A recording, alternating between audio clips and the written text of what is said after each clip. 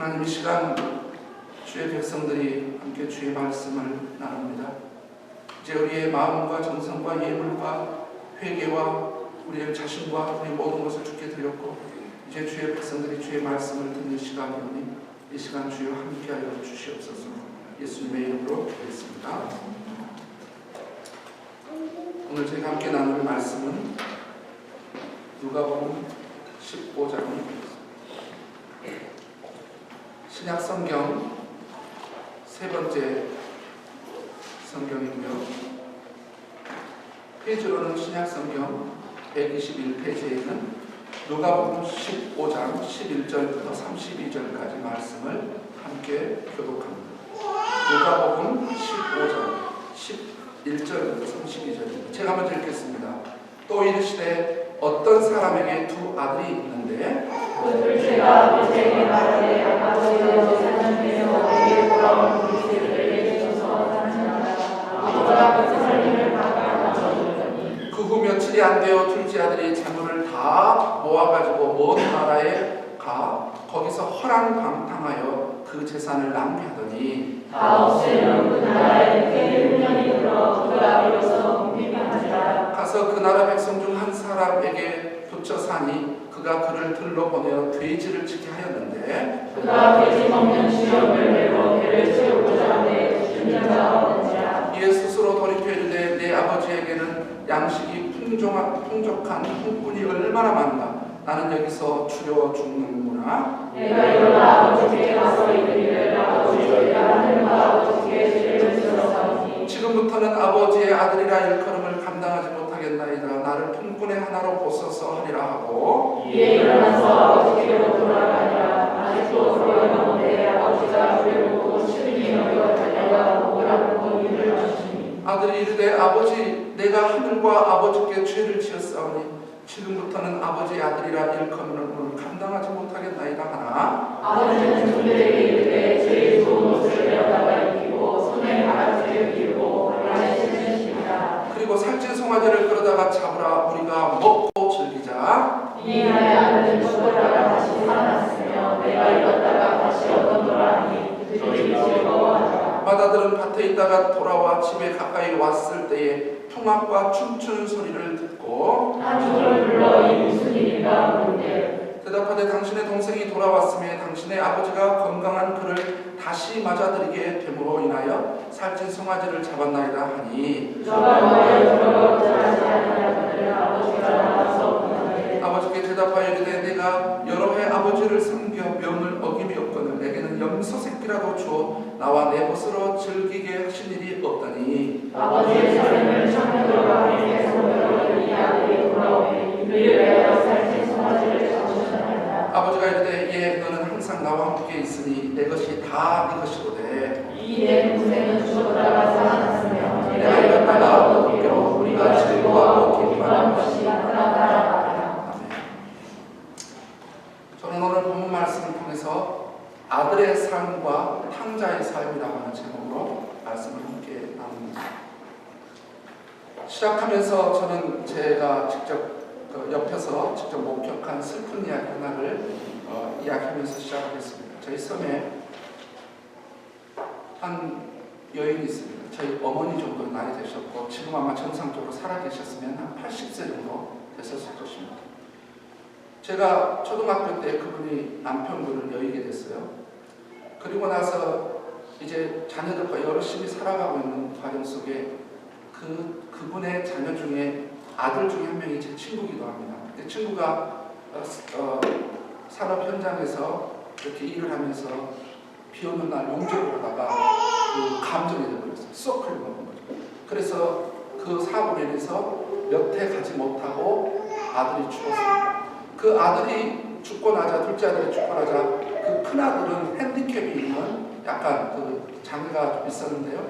그 동생의 죽음을 목격하면서 이분도 시름시름 앓더니 며칠이 되지 않아서 죽게 됐어요. 자, 그러고 나서 어떤 일이 있었냐면 그의 막내 아들, 이제 마지막 아들은 한 명 있는 거죠. 세 아들 3명 중에 막내 아들이 중학교를 다니고 있다가 가출을 했어요. 가출을 중학교 때 했는데 그 가출한 그 아들이 병석이라고 하는 이 친구가 가출을 한 지 30년이 되는데도 돌아오지 않고 소식이 없는 거예요. 어머니는 남편 잃고 큰아들 잃고 둘째 아들 잃고 마지막 한 아들에게 소망을 두고 살아가고 있는데 30년이 되도록 소식이 없고 지금도 소식이 없어요. 어떻게 됐는지. 이 어머니가 그 상황에 기다리고 기다리다가 지치고 지쳐서 그렇게 하시더니 나중에는 점점 우울증을 안고 동네 사람들이 그렇게 예수님을 믿으라고 고민을 해도 하나님이 어디 계시냐? 하나님이 어디 계시냐? 나는 하나님 없다고 생각한다. 그렇게 하시면서 점점 그렇게 하시더니 우울증에 시달렸고 만제도의 전무후무하게 유일무이한 어떤 사건이 하나 터졌는데 그분이 극단적인 우리 젊은 아이들이 있어서 제가 표현하기 좀 극단적인 어떤 결정을 하시더니 이내 이 세상에 사람이 안 돼버리고 마음이 너무 아팠습니다. 너무 아팠어요. 그리고 저는 또 하나의 사건이 있었습니다. 제가 고등학교 때 예수님을 믿고 열심히 이제 신앙생활을 하고 있는 중에 저도 지나보니까 저는 나는 내 인생에 사춘기가 있었나? 나는 늘 그렇게 의문을 했었어요. 나는 내 인생에 무슨 사춘기가 있었을까? 이런 생각을 해보게 되는데 없었다고 하는 게 착각인 거죠. 왜냐? 이유 없이 아무 이유도 없는데 가출을 하고 싶은 거예요. 가출. 고등학교 때. 왜냐면 우리 학교의 주변에 가출하는 애들이 있었고 가끔 주변에 우리 뭐 친구들도 이렇게 다반사였고 왜 지금 이유도 없는 특별한 이유도 없어요. 근데 가출해서 뭔가 벗어나고 싶은 거였을까요? 아니면 질풍노도의 어떤 바람이었을까요? 그렇게 뭔가 모르게 가출을 하고 싶은 그때 하마터면 가출을 했는데 하나님께서 저로 하여금 가출을 못하게 하는 사건이 하나 있었어요. 아마 여기 이름을 말하면 아시는 분들 있지만은 전에 함께 교회를 섬기던 그 교회 중에 강경춘 형제님이라고 있었어요. 항상 그 해병대 출신이었고 그런데 그분이 중학교 때 가출을 한 거예요. 가출을 해가지고 이제 중학교도 이제 정상적으로 못 다니고 가출을 해서 도시 여기저기 다니면서 중국집에도 일을 하고 보면 대부분 중국집에 가서 배달을 하잖아요. 이를 일하고 저 일하고 이렇게 하다가 그분이 청년 때 예수님을 만났어요. 예수님을 믿고 구원을 받았어요. 근데 그분이 이제 막 예수님 믿고 구원 받아서 이제 간증을 교회에서 했어요. 주일날 저녁에 간증을 했는데 간증의 내용은 뭐냐? 한마디로 말하면 가출하고 왔어요. 그래서 가출.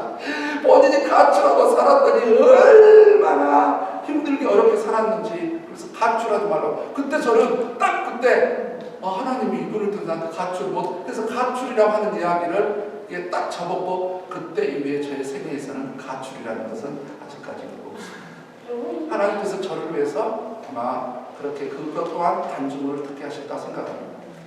여러분 이렇듯이 우리가 아까 제가 말씀드린 그 어머니야 저기 알고 있는 그 형님의 가출 사건 이야기를 통해서 우리가 알아야 되고 특별히 우리 자녀들이 알아야 될 게 뭐냐면은 철이 들면 깨달아요. 철이 들면 아는데 뭐냐면은 부모의 그늘에서 부모 품에서 부모와 함께 산다는 게 얼마나 큰 행복인지를 철이 들면 압니다.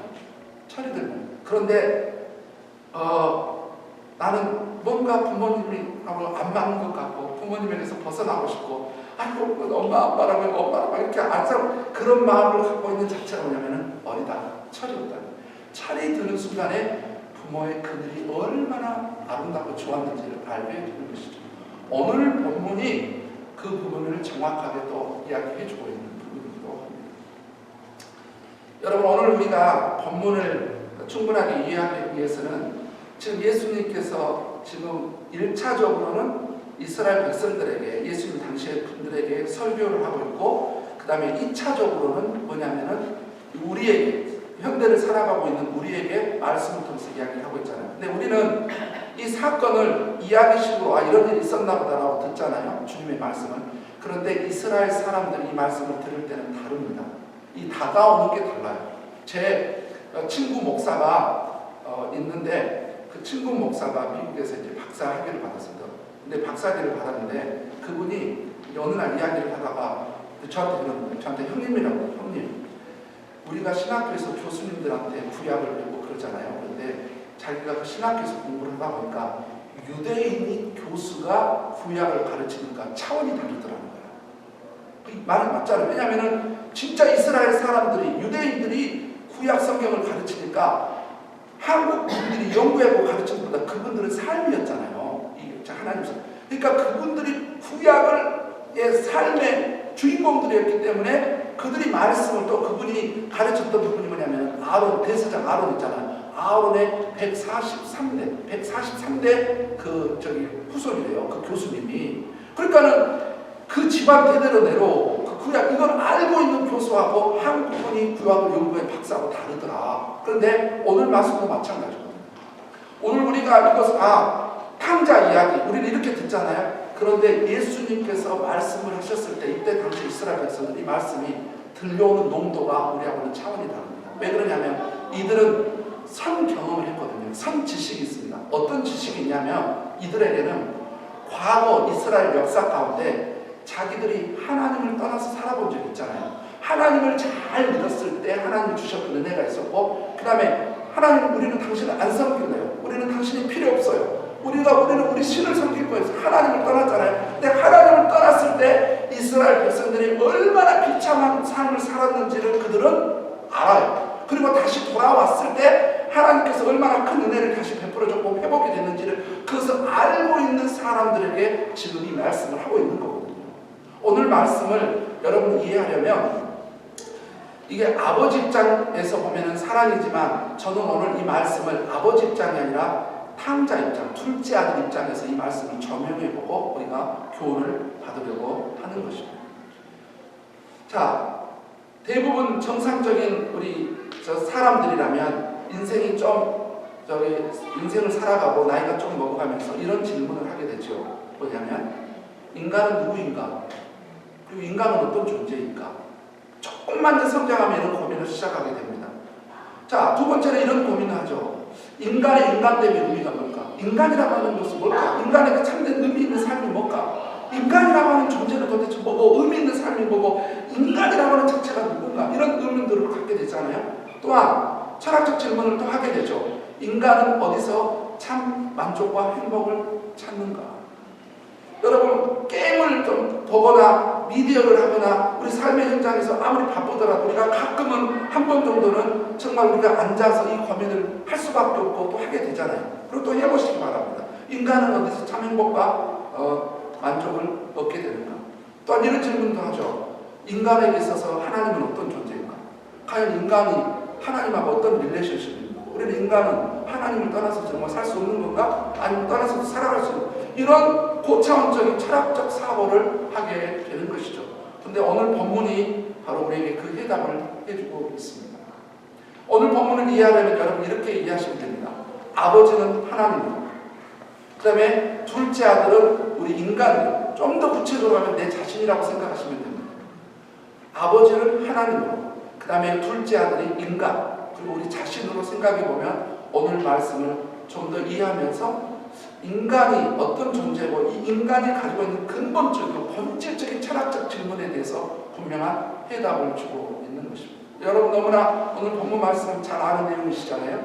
그냥 한 아버지에게 두 아들이 있었어요. 그냥 큰 아들은 착실하게 아버지 밑인데 둘째 아들, 우리죠. 인간이죠. 둘째 아들이 아버지 재산 중에 내 분길 있죠. 어차피 떼주고 미리 주세요. 빨리 주세요. 그걸 주고 가가지고 먼 데로 가가지고 허랑방태 완전히 비참한 삶을 살게 됩니다. 그때 그가 그렇게 살아가면서 우리 아버지 그늘이 좋았구나. 우리 아버지 품이 좋았구나. 이것은 이제 인간들이 하나님이 왜 우리에게 필요하고 하나님이 왜 우리에게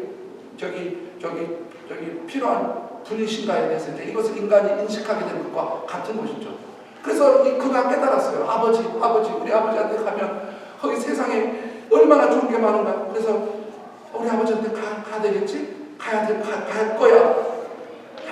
일어나자. 그래갖고 진짜 돌아왔어요. 돌아왔더니 완전히 아버지와 아들이 다시 회복이 돼서 존에서 아들로 완전히 회복돼서 모든 은혜와 축복을 누리는 이 아버지의 특권을 누리는 이런 삶을 살아가면서 바로 이 하나님과 인간의 관계 속에서 오늘 우리가 어떤 영적인 교훈을 받아야 되는지를 살펴보려고 하는 겁니다.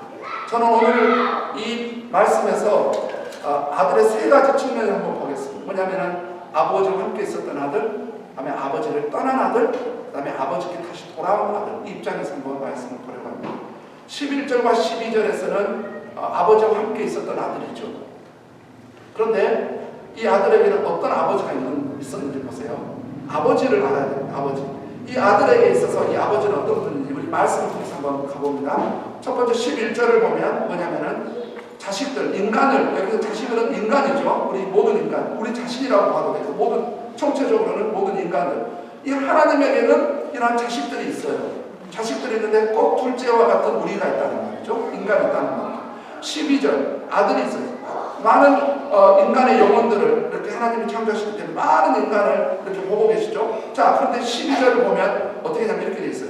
둘째가 아버지여 재산 중에서 재산이라고 합니다. 그럼 여기서 재산이라고 하는 것은 우리가 단지 재산 같지만은 여기서 영적으로 주는 교훈은 뭐냐면은 우리 하나님께서 아버지께서는 나누어 줄 것을 풍성히 가지고 계시느냐, 엄청난 재산을 가지고 계시느냐, 네? 엄청난 재산, 줄 것이 너무 많이 가지고 계시는 거예요. 그런데 이제 12절에 보면 또 이 아들이 뭐라고 하냐면은 내 분깃을 내게 주세요. 내 분깃을. 그러면 보세요. 이게 좀 더 구체적이죠.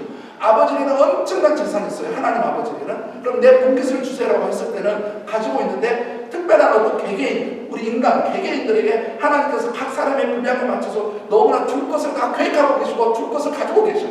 너무나 많은 걸 가지고 계신 분, 하나님께서, 아버지께서 그 중에 또 우리 각자에게 이 은사가 될 수도 있고 하나님의 은혜와 축복이 될 수도 있고 줄 것을 너무 구체적으로 줄 것을 너무 많이 가지고 계시는 아버지.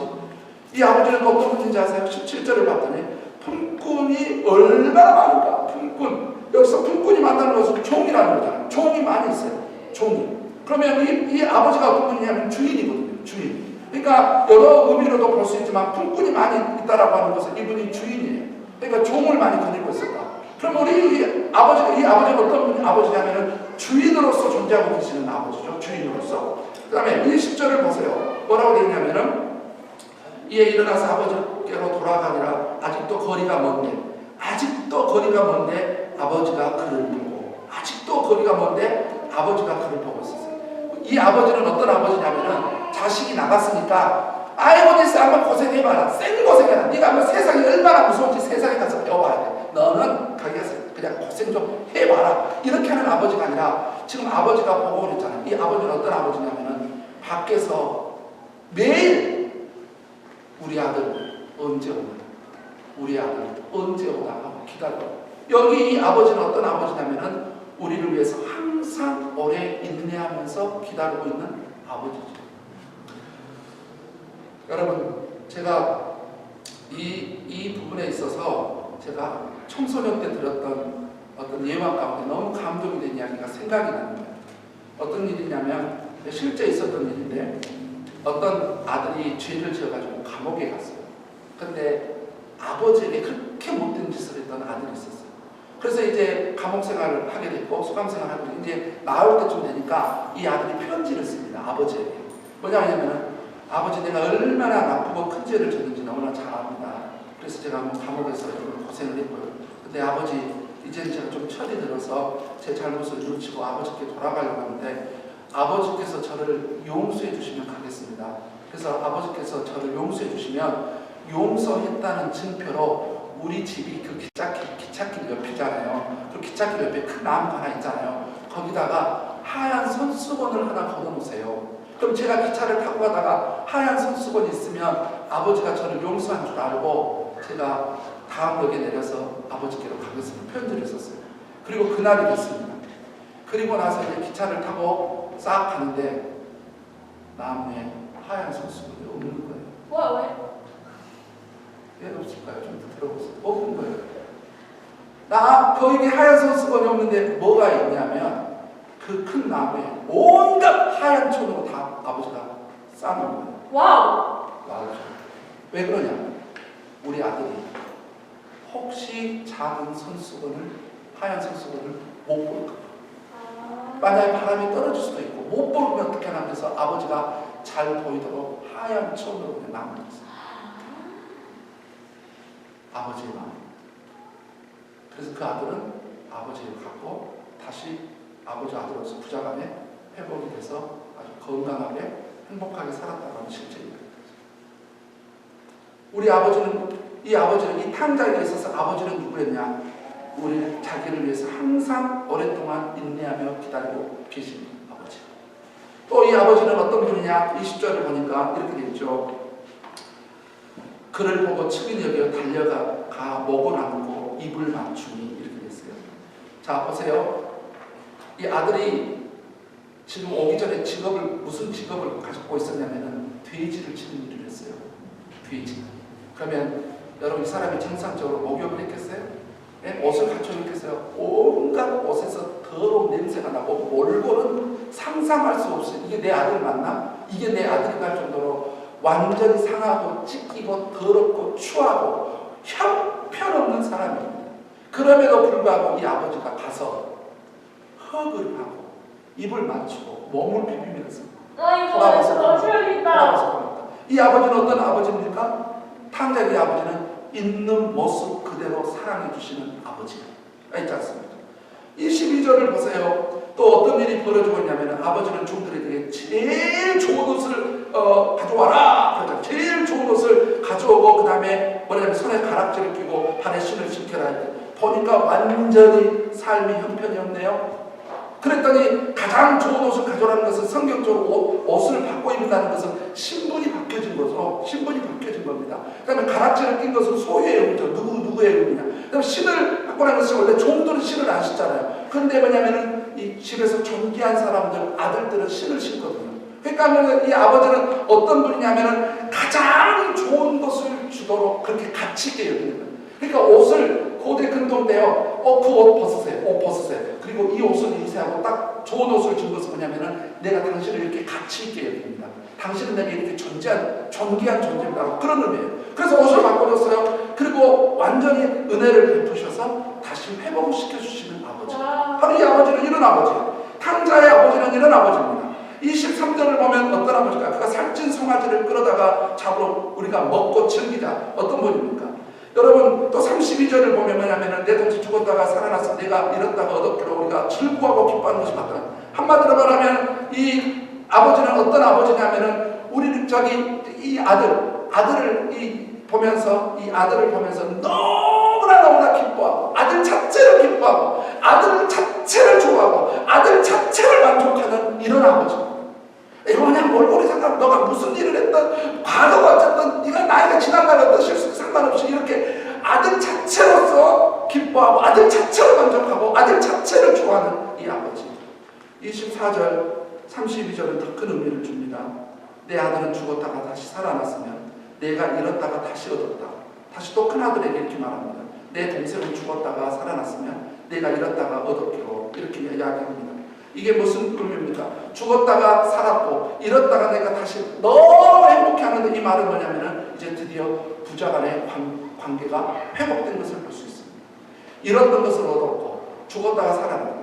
자, 그럼 이게 영적으로는 우리 잃어버린 영혼들, 죄 때문에 지옥 갈 수밖에 없는 영혼들이 예수를 믿고 구원받아서 하나님의 자녀가 되는 그런 영적인 의미가 있죠. 자, 이렇게 보십시오.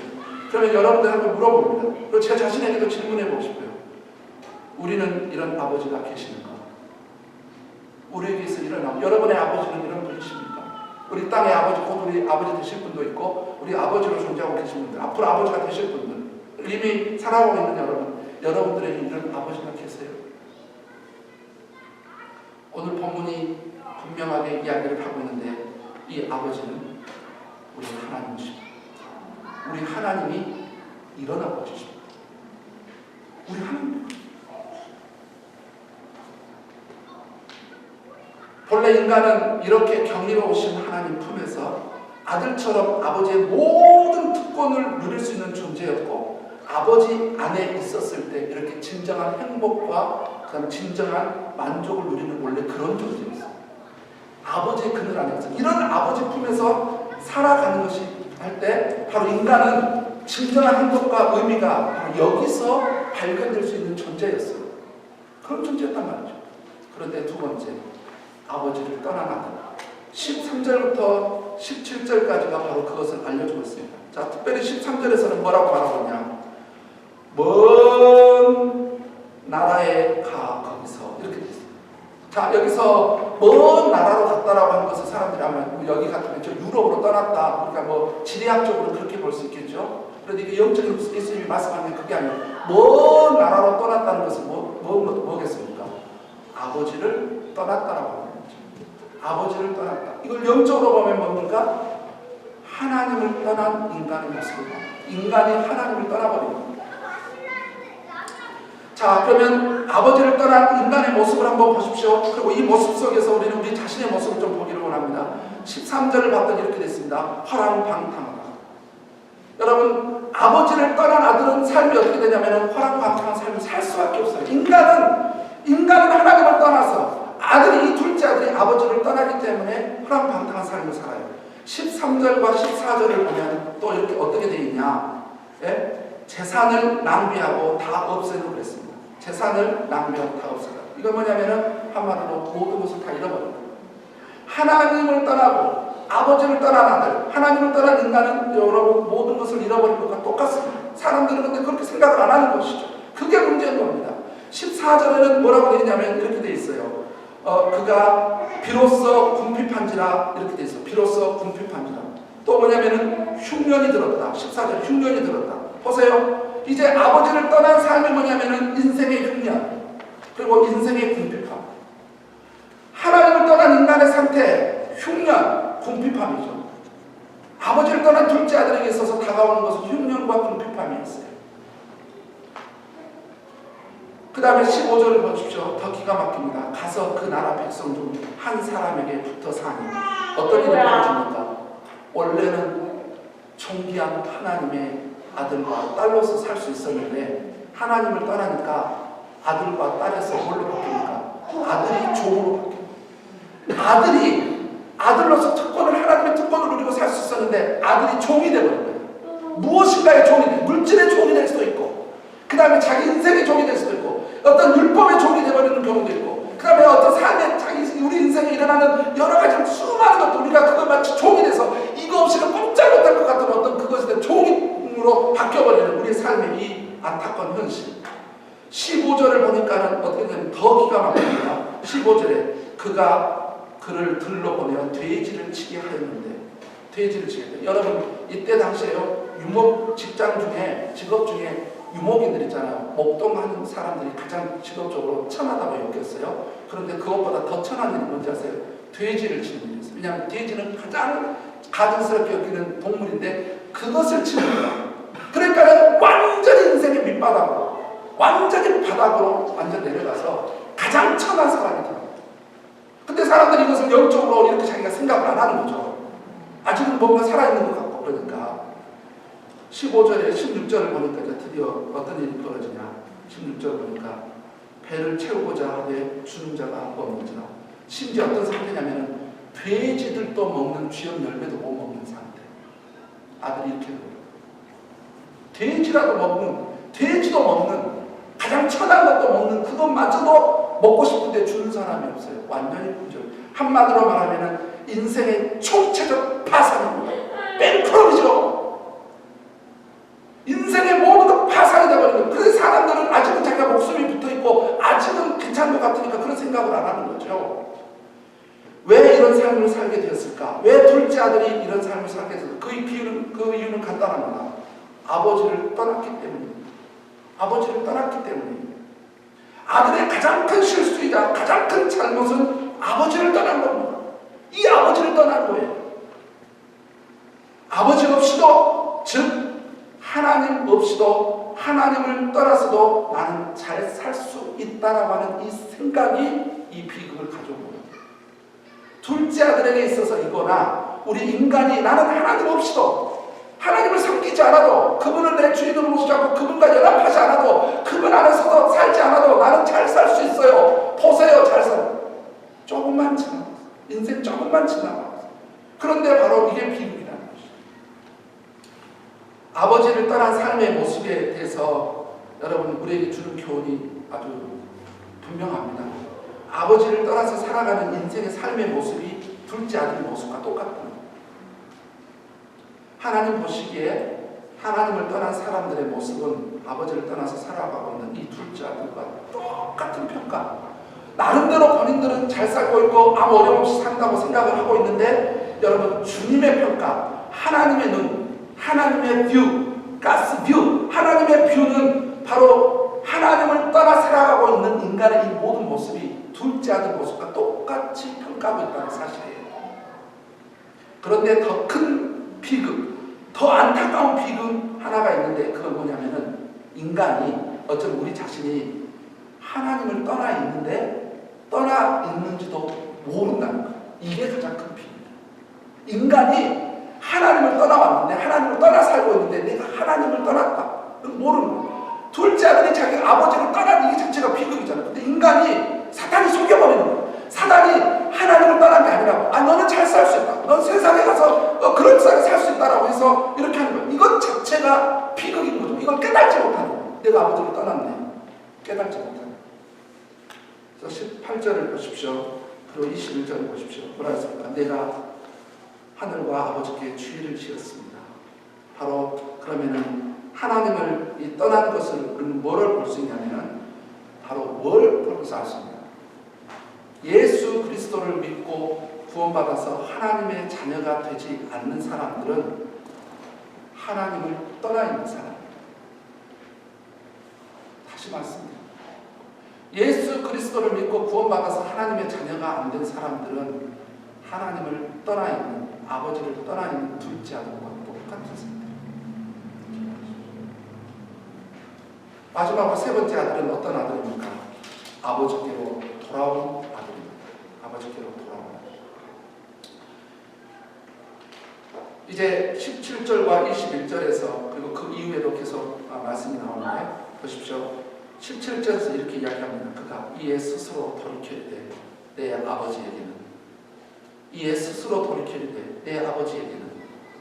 18절을 보니까 뭐라고 하냐면 내가 일어나 아버지께 갈 것이다. 나는 일어나 아버지께 갈 것이다. 19절을 보니까 뭐라고 하냐면은 지금부터는 아버지 아들이라 이렇게 감당하지 못하겠습니다. 아버지 아들이라 하면 나 차라리 품꾼에 안 나가도 될 수도 좋으니까 내가 품꾼이라도 나를 여겨줘도 종으로 여겨줘 주니까 나는 아버지께로 가겠습니다. 20절을 보냐면 이에 일어나서 너무나 중요한 행동이죠.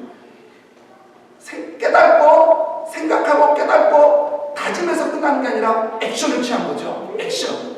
이에 일어나 가버립니다. 진짜 간 겁니다. 그래서 아버지께로 간 거죠. 아버지께로 가서 21절을 보세요. 아들이 이르되 아버지 내가 하늘과 아버지께 죄를 지었습니다. 고백합니다. 여러분 우리가 여기서 뭘 볼 수 있습니까?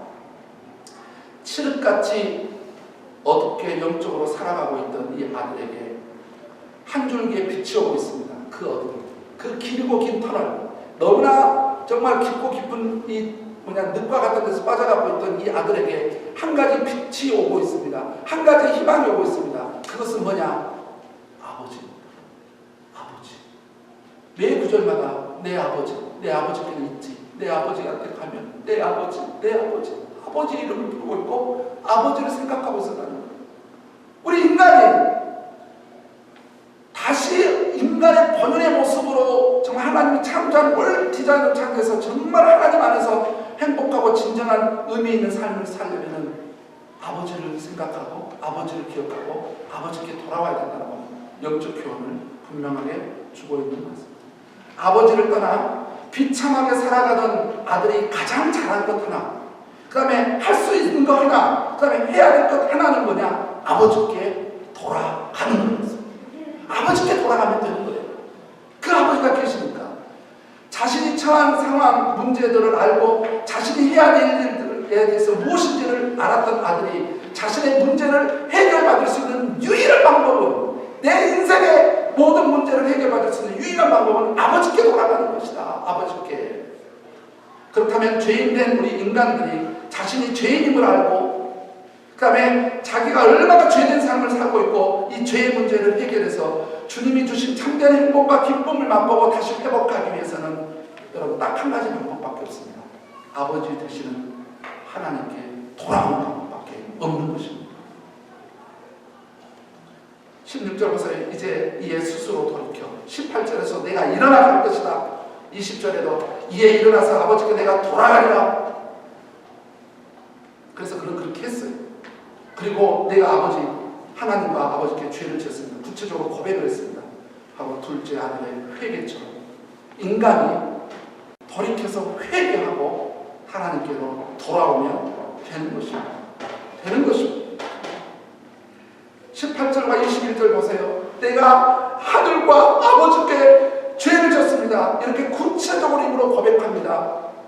많은 사람들이 그냥 주님을 믿는데 은근슬쩍 구렁이 담남아도 슬쩍 들어오려고 합니다. 그러면 본인이 하나님의 아들로 받아줄 거라고 생각해요. 슬쩍 들어올 수는 없습니다. 구렁이 담나무듯이 그렇게 들어올 수는 없어요. 여러분, 하나님과 다시 관계가 회복돼서 하나님으로 돌아오려면 반드시 내가 무슨 어떤 죄를 졌고 어떤 죄인인지를 알고 하나님 아버지께 내 죄를 고백하고 정확한 회개가 있어야 바로 하나님 앞에 돌아올 수 있게 되는 것입니다. 그리고 인간의 본연의 모습으로 우리가 회복될 수 있게 되는 것입니다.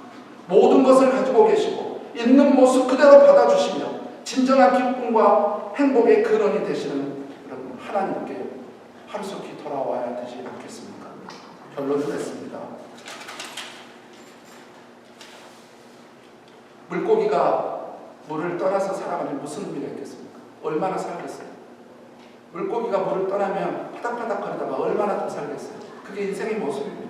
원래 인간은 물고기가 물에 있어야 되듯이 인간은 하나님 안에서만 진정한 의미와 인간됨을 깨닫게 되고 인간의 참다운 삶이 바로 하나님과 연합해서 그분 안에서 사는 거예요.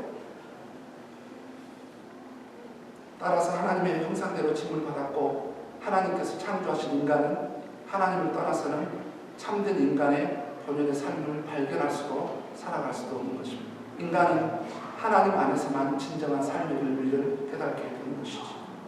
저는 질문해 봅니다.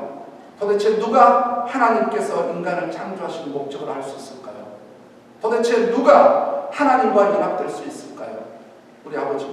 누가 아버지 되시는 하나님 안으로 들어갈 수 있을까요? 도대체 누가 인간이 누구인지를 깨달을까요? 도대체 누가 인간의 진정한 행복을 알 수 있을까요? 누가 도대체 허비한 인생을 살지 않을 수 있을까요? 간단합니다. 바로 예수 그리스도를 믿고 구원받아서 하나님의 자녀가 되면 인간이 겪고 있는 본질적인 이 의문과 의구심과 이 문제는 다 해결받을 수 있게 되는 것입니다. 탕자가 아버지 품으로 돌아왔듯이 사랑의 우리 하나님 품으로 하루속히 돌아오는 우리 모두가 되기를 주의 이름으로 부탁드립니다. 기도하겠습니다. 아버지 하나님, 탕자가 아버지가 얼마나 위대하고 경이롭고 좋으신 분인지를 알고 빨리 돌아왔듯이 사랑의 하나님, 은혜의 하나님, 오래 참고 기다려주고 지금도 인내하고 계시는 하나님 앞에 하루속히 돌아오고 회개하고 주님을 믿음으로 하나님께서 원래 인간을 창조한 그 디자인, 원래 본연의 창조의 목적에 걸맞게 살아가므로 하나님께서 우리에게 주신 모든 특권을 누리고 살아가는 참된 인간으로서 행복을 누리는 우리 모두가 될 수 있도록 주여 우리 교회 가운데 함께하여 주시옵소서. 예수님의 이름으로 기도드렸습니다.